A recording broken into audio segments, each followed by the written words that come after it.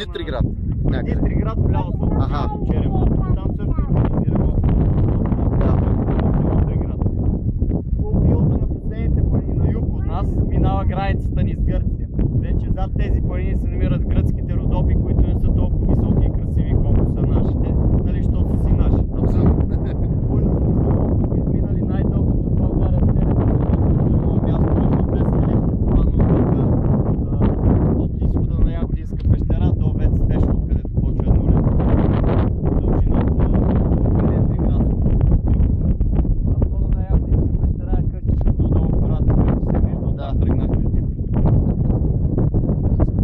Къщите срещу нас на кацали на хълма, това е село Чала. Чала на Чала връх, 1400 метра над морската височина, 120 човека живеят там в селото. Селото има хубав малко път, така че се чудем как. Късметли големи, както ви казах, пред нас туристи, специално от него за първи път и аз виждам много ясно Пирин, в колко пъти съм Пирин за първи път много ясно. Мога да видим отстрани. А в дясно Рила и Несебе. Какво се казва?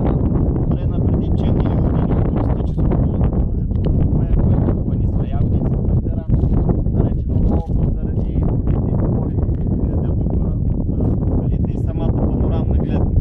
4 метра стърчи от скалата, 670 метра от